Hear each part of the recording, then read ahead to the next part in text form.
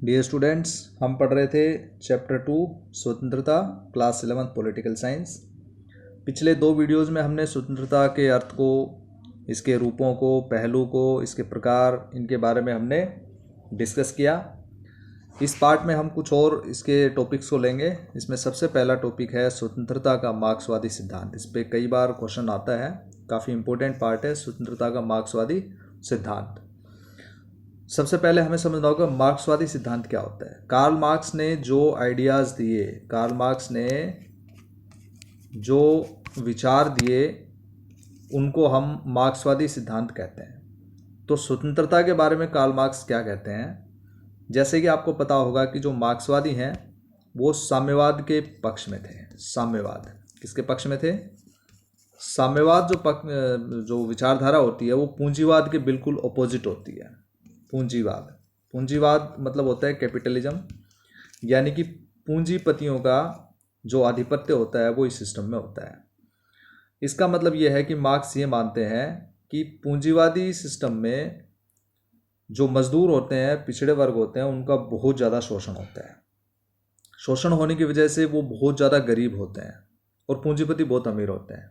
तो जो गरीब लोग होते हैं उनके पास आर्थिक स्वतंत्रता नहीं होती। तो डेफिनेटली जो कार्ल मार्क्स हैं, मार्क्सवादी सिद्धांत के अनुसार राजनीतिक स्वतंत्रता से अधिक वो आर्थिक स्वतंत्रता को महत्व देते हैं।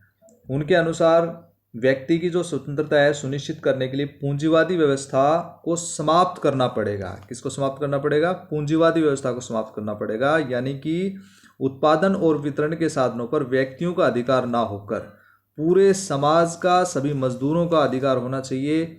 सरकार, राज्य का जो है आधिपत्य होना चाहिए। तो उसी को साम्यवादी सिस्टम कहते हैं। और साम्यवादी सिस्टम में कार्ल मार्क्स का कहना है कि वास्तविक रूप से जो आर्थिक स्वतंत्रता है वो वास्तविक स्वतंत्रता साम्यवादी व्यवस्था में आती है, क्योंकि उसमें सभी लोगों को आर्थिक स्वतंत्रता मिलती है। तो आप समझ गए, इसमें स्वतंत्रता के मार्क्सवादी सिद्धांत के अनुसार राजनीतिक स्वतंत्रता से अधिक आर्थिक स्वतंत्रता को महत्व दिया जाता है। और इसमें वो कहते हैं कि साम्यवादी व्यवस्था जो है वो लागू होनी चाहिए।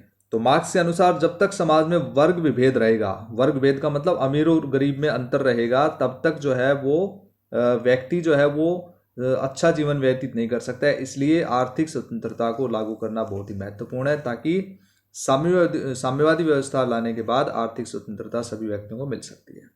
तो ये था स्वतंत्रता का मार्क्सवादी सिद्धांत। अगला टॉपिक है राजनीतिक स्वतंत्रता और आर्थिक स्वतंत्रता में संबंध। बहुत ही सिंपल सा टॉपिक है, देखो समझने की कोशिश करो। सबसे पहले हमें दोनों पता होना चाहिए कि क्या चीज़ होती है। देखो, राजनीतिक स्वतंत्रता का मतलब होता है कि जब व्यक्ति वोट डालने में आज़ाद हो, वोट डालने का अधिकार उसको मिले, चुनाव लड़ने का, राजनीतिक गतिविधियों में भाग लेने का, सरकार में भूमिका निभाने का, सरकार की आलोचना करने का, निर्णय लेने के और अपने प्रतिनिधियों को चुनने में पूरी उसको अगर स्वतंत्रता है तो इसको हम कहते हैं राजनीतिक स्वतंत्रता। ठीक है। अब इसके बाद आती है आर्थिक स्वतंत्रता। आर्थिक स्वतंत्रता का मतलब होता है कि व्यक्ति को अपनी आजीविका और जीवकोपार्जन कमाने का पूरा उसको अवसर मिले। तो इसे हम आर्थिक स्वतंत्रता कहते हैं कि जब वो अपना लिवलीहुड चलाने के लिए उसके पास साधन हो और समान अवसर उसके पास हो, जो है धन कमाने का और अपनी आजीविका चलाने का, तो उसको आर्थिक स्वतंत्रता कहते हैं। अब इन दोनों में संबंध देखते हैं क्या होते हैं, राजनीतिक स्वतंत्रता और आर्थिक स्वतंत्रता में संबंध। अब कोई व्यक्ति अगर चुनाव लड़ना चाहता है तो डेफिनेटली उसके पास चुनाव लड़ने के लिए कुछ धन होना चाहिए और समय होना चाहिए, ताकि वो चुनाव प्रचार में और इस राजनीतिक गतिविधियों में भाग ले सके। इसी प्रकार से अगर किसी को राजनीतिक गतिविधियों में भाग लेना है, सरकार की गतिविधियों में भाग लेना है, तो डेफिनेटली उसके पास टाइम भी होना चाहिए और कुछ धन भी होना चाहिए। लेकिन अगर कोई गरीब व्यक्ति है तो वो राजनीतिक स्वतंत्रता का आनंद नहीं उठा सकता। तो इसलिए सबसे ज़रूरी क्या है कि सबसे ज़रूरी है कि उसके पास आर्थिक स्वतंत्रता होनी चाहिए।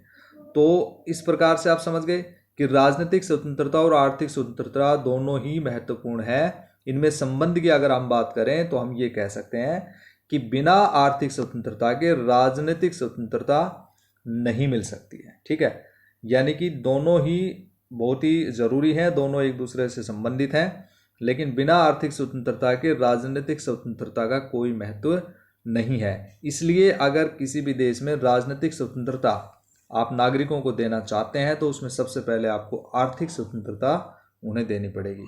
तो ये 2 टॉपिक हो गए हैं। तीसरे टॉपिक पे चलते हैं, स्वतंत्रता और कानून में संबंध। ये भी बड़ा सिंपल सा है। इसमें हम 2 जो है दृष्टिकोणों का वर्णन करेंगे।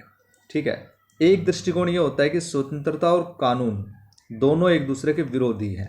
विरोधी का मतलब क्या हो गया कि अगर कानून देश में आपने लागू कर दिए तो स्वतंत्रता नहीं बचेगी, और अगर आपने स्वतंत्रता लागू कर दी, अगर नागरिकों को आपने स्वतंत्रता दे दी, तो फिर वहाँ कानून नहीं होने चाहिए।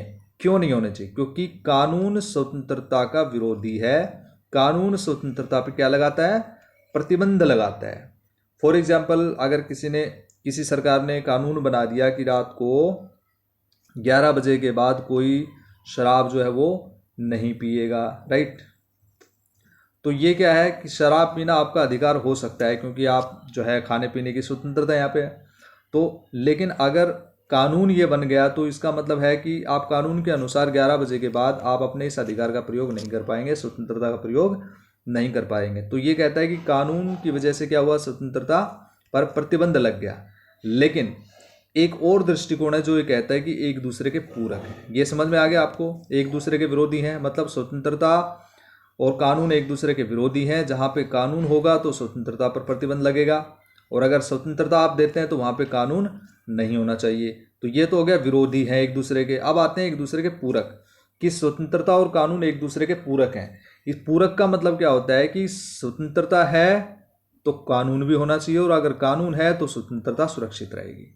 इसका मतलब होता है ये दोनों एक दूसरे के पूरक हैं। इस उदाहरण से आप समझ सकते हैं कि अगर कोई व्यक्ति बस में सफ़र करता है तो क्योंकि उसको स्वतंत्रता मिली हुई है कि बस में सफ़र कर सकता है, उसकी स्वतंत्रता है, ठीक है। लेकिन कोई व्यक्ति उसको बस में नहीं चढ़ने दे रहा है और उसको बोलता है कि भाई तुम्हारा अधिकार नहीं है बस में जाना, तो वहाँ पे कानून है कि भाई उसके इस अधिकार की रक्षा की जाए, उसकी स्वतंत्रता की रक्षा की जाए। जैसे घूमने फिरने की स्वतंत्रता है, अभिव्यक्ति की स्वतंत्रता है, तो कानून जो है वो इन सभी स्वतंत्रताओं को संरक्षण प्रदान करता है। इसका मतलब ये दोनों एक दूसरे के पूरक हैं, ठीक है। बिना कानून के स्वतंत्रता का कोई औचित्य नहीं है, क्योंकि अगर कानून नहीं होगा और तो अगर आप सभी व्यक्तियों को स्वतंत्रता ऐसे प्रदान कर देंगे बिना प्रतिबंध वाली, तो अव्यवस्था फैल जाएगी पूरे समाज में, पूरे देश में अव्यवस्था फैल जाएगी, जिसको संभालना बड़ा मुश्किल हो जाएगा। इसलिए कानून का होना आवश्यक है। इसलिए दोनों एक दूसरे के पूरक हैं, ठीक है। इसके बाद हम चलते हैं आगे, स्वतंत्रता की रक्षा के उपाय। अगला टॉपिक आता है हमारा कि स्वतंत्रता की रक्षा के विभिन्न उपाय कौन कौन से हैं। देखो इसमें हम समझते हैं, ये कुछ पॉइंट्स मैंने लिखे हुए हैं तो इनको आपने समझना है। ये जो है लॉन्ग आंसर क्वेश्चन बनता है इसके ऊपर, तो इसको समझना है। स्वतंत्रता की रक्षा के उपाय कौन कौन से? देखो सबसे पहला है स्वतंत्र न्यायपालिका, यानी कि स्वतंत्रता को हम देश में किस प्रकार से जो है बचा सकते हैं, सभी व्यक्तियों की स्वतंत्रता की रक्षा हम कैसे कर सकते हैं। अगर किसी भी सिस्टम में स्वतंत्र न्यायपालिका है तो वहाँ पे स्वतंत्रता की रक्षा संभव है। यदि न्यायपालिका स्वतंत्र होगी तो वो क्या करेगी कि व्यक्तियों की जो स्वतंत्रता है, अगर उसका हनन हो रहा है तो चाहे वो कोई भी सरकारी या गैर सरकारी संस्था अगर हनन कर रही है तो स्वतंत्र न्यायपालिका उसको रोकेगी और स्वतंत्रता की रक्षा करेगी। तो स्वतंत्रता की रक्षा के लिए पहला उपाय हो गया स्वतंत्र न्यायपालिका का होना, इंडिपेंडेंट जुडिशरी का होना, और जो कि जो है विभिन्न लोकतांत्रिक देशों में स्वतंत्र न्यायपालिका होती है। दूसरा है शक्तियों का विभाजन। ये क्या होता है कि शक्तियां क्या होती हैं? कानून बनाना, कानूनों को लागू करना और न्यायपालिका, ये शक्तियां होती हैं। मोंटेस्क्यू ने कहा the spirit of the laws में, मोंटेस्क्यू नाम का एक जो है विचारक रहा मोंटेस्क्यू, इन्होंने अपनी एक बुक में लिखा the spirit of the laws में कि शक्तियों का पृथक्करण जरूरी है। कानून बनाने का काम लेजिस्लेटिव का होना चाहिए, कानून को लागू करने का काम जो है वो एग्जीक्यूटिव का होना चाहिए, और कानूनों की सुरक्षा और संरक्षण के लिए जुडिशरी होनी चाहिए। तो इसलिए ये शक्तियों का विभाजन हो गया कि ये विभिन्न जो है विधानपालिका, कार्यपालिका और न्यायपालिका, इनमें शक्तियों का विभाजन हो गया, और कहता है कि इससे स्वतंत्रता जो है वो सुरक्षित हो सकती है। क्यों हो सकती है? क्योंकि शक्तियों का विभाजन करने से किसी भी प्रकार के विवादों का सुलझाना आवश्यक और आसान हो जाएगा, कानूनों को क्रियान्वित करने का और उनको लागू करने का और उनकी सुरक्षा का।